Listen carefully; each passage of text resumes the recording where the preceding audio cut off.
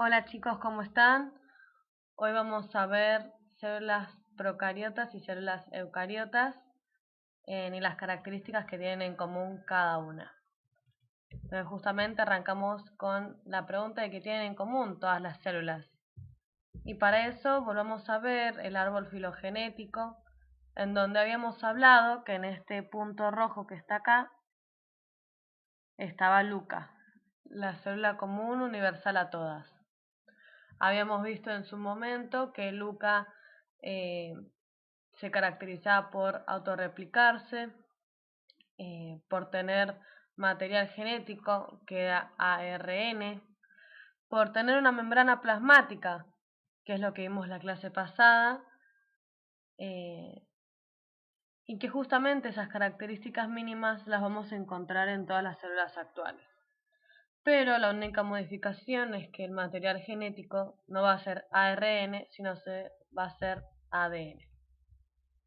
Entonces, lo que vamos a clasificar como células procariotas y células eucariotas van a tener ADN como material genético. También habíamos visto, cuando vimos este árbol filogenético, que teníamos tres dominios hoy en día. El dominio bacteria, el dominio arquea y el dominio eucaria. Bacteria y arquea van a ser células procariotas y el dominio eucaria va a tener células eucariotas. Las procariotas se van a caracterizar por no tener núcleo y las células eucariotas por tener núcleo. Por eso lo vamos a ver bien en un ratito. Entonces, ¿qué tienen en común todas las células? Van a estar constituidas por moléculas complejas, van a tener membrana plasmática, van a tener ADN y van a tener ribosomas, que son estructuras que también vamos a hablar hoy un ratito, pero vamos a tener toda una clase para dedicarnos a estas estructuras. Y por último van a tener la capacidad de dividirse o autorreplicarse. La presencia de membrana plasmática ya la estuvimos charlando la clase pasada, pero recuerden esto, que todas las células van a tener membrana plasmática. Y todas las células entonces también van a tener ADN. Lo que vamos a empezar a ver ahora entonces son las estructuras que van a tener las células procariotas. Esto que les puse acá es el dibujo de una botella, en donde se le hizo un corte en la botella para ver el interior que hay en el interior de la botella. Es lo que justamente vamos a ver en la imagen que sigue, en donde van a ver ya una célula procariota, su interior, pero siempre recuerden que va a estar constituida completamente por una membrana plasmática, en donde en el interior de la célula van a estar sus componentes. Entonces acá estamos viendo una maqueta de la célula procariota. Les puse una maqueta para que tengan en cuenta que todas las células presentan volumen, no son estructuras planas. Justamente eso es lo que quiso representar esta maqueta. Y vemos que tiene varias partes marcadas. En color rojo vemos a lo que se llama cápsula, que ahora lo vamos a describir a continuación. En color amarillo, más internamente, vamos a tener la pared, y más interno a la pared, en color verde, vamos a ver a la membrana plasmática.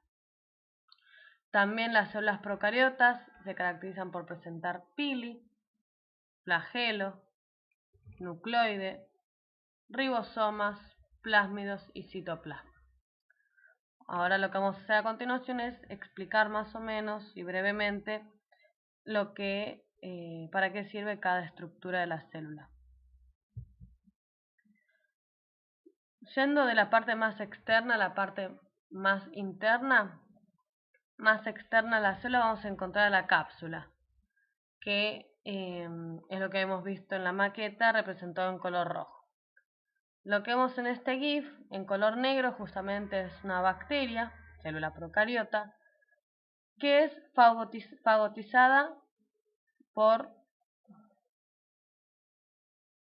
Lo que vemos acá es un GIF de una célula procariota en color negro, que es fagocitada por una célula eucariota.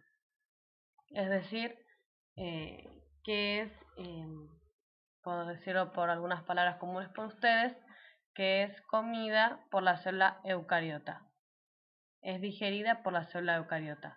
Lo que hace la cápsula es dificultar esa fagocitosis, impedir que eso ocurra. Muchas veces eso se va a ver impedido, entonces va a sufrir la fagocitosis.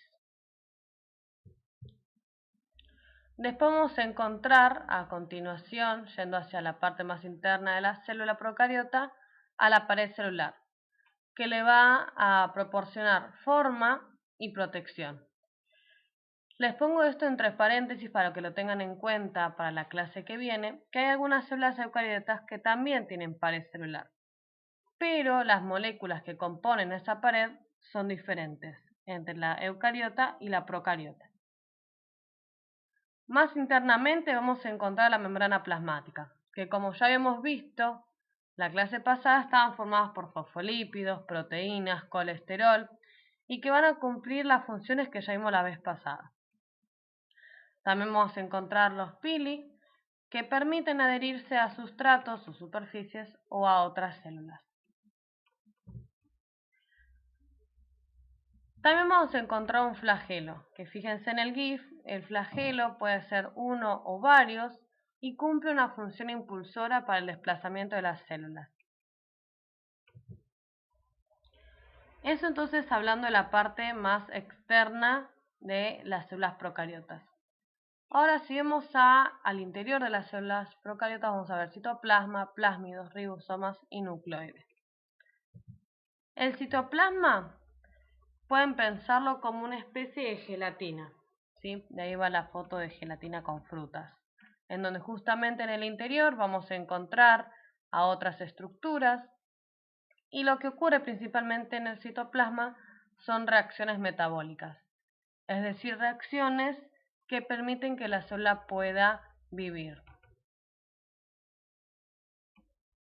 También vamos a encontrar el nucleolo, que es la zona donde está el ADN en forma circular y que puede estar asociado a proteínas y ARN. Resalto la parte de zona porque después pueden confundirse con núcleo, que lo vamos a ver en la célula eucariota. El nucleolo es la zona donde se encuentra el ADN y no otra estructura distinta. El plásmido es el ADN en forma circular y puede codificar la información para resistencia a antibióticos y otras toxinas. El ADN, para que quede claro, es como el recetario de una célula y el plásmido también presenta recetas, pero en menor cantidad.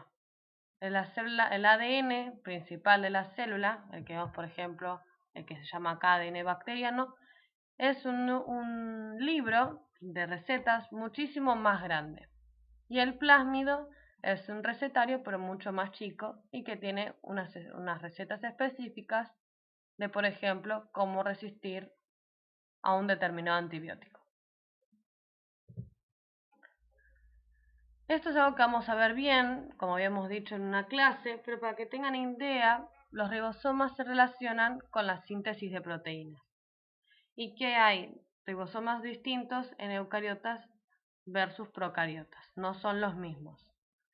Pero para que tengan una breve descripción, si nosotros tenemos el ADN, que es como el recetario de la célula, los ribosomas permiten que a partir del recetario se formen proteínas. Si no se entiende bien, no pasa nada, porque lo vamos a ver bien toda una clase más adelante. Como vimos en el árbol filogenético al inicio de la clase, las procariotas se pueden clasificar en dominio arquea o eubacteria. En arquea vamos a encontrar bacterias anaeróbicas que viven en condiciones ácidas muy calientes, bacterias que viven en condiciones salinas extremas y bacterias anaeróbicas que reducen el oxígeno a metano. En eubacteria vamos a encontrar las bacterias que a veces les producen, por ejemplo, enfermedades. Vamos a encontrar las bacterias gram positivas, a bacterias verdes fotosintetizadoras, a cianobacterias, que son comunes en lagunas, que también se las llaman algas verdes azuladas, bacterias púrpuras fotosintetizadoras, bacterias gram negativas no fotosintetizadoras y espiroquetas. Y hay un montón de variedad dentro de cada una, en donde más adelante vamos a hacer un trabajo práctico que van a tener que ver algunas de este tipo de bacterias. Las células eucariotas se diferencian de las procariotas por dos cosas. Una, presentan un núcleo, ¿sí?, que ahora vamos a ver brevemente qué es. Y otra, que si se fijan en la imagen, está lleno de un montón de membranas y estructuras complejas que en la célula procariota no vimos, y que justamente son los que vamos a englobar en el nombre de orgánulos membranosos. Ya en las clases que vienen vamos a ver cada uno de esos orgánulos con sus características principales. La clase de hoy era más una descripción general para que puedan diferenciar procariota de eucariota. Entonces, para entender bien lo que es un núcleo y separarlo de lo que es un nucleolo, dijimos que nucleolo era la zona donde encontramos al ADN. Núcleo engloba el nucleolo en las células eucariotas. Es, por ejemplo, una caja, sería lo que guarda al ADN, o en este caso a nuestro recetario. Entonces, la unión del recetario con la caja es lo que vamos a llamar núcleo. Entonces, la caja, vamos a ver que va a llamarse, lo vamos a ver bien en la clase que viene, es lo que decimos que se llama membrana nuclear. Y que la membrana nuclear va a proteger al ADN, como esta caja podríamos pensar que protege a este libro. Entonces, para ir resumiendo, aspectos generales entre eucariotas y procariotas. En tamaño, las células eucariotas son mucho más grandes. Fíjense, si ven el dibujo acá abajo, esta es la célula eucariota y tiene un tamaño mucho más grande que la célula procariota. Las células eucariotas tienen un núcleo celular, que es el que vemos acá en color violeta, y las procariotas, como vimos, no tienen un núcleo celular, sino que tienen el ADN en una zona que se llama nucleolo. La célula eucariota presenta orgánulos, la procariota no. Ambos tipos, tanto eucariotas como procariotas, tienen ribosomas. Y las eucariotas presentan algunas pared celular y las procariotas todas tienen pared celular. Entonces, para resumir y que traten de leer un poco lo que dice el libro también, les dejo estas páginas, estas actividades de tarea. Tienen que leer la página 64, 66 y 67, realizar las actividades 1 de la página 78, tienen que hacer todas menos la F. Y la actividad 4, la página también 78, pero solamente la A, la B y la D. ¿Sí? Y eso sería todo por hoy. Nos vemos en las clases de Google Meet.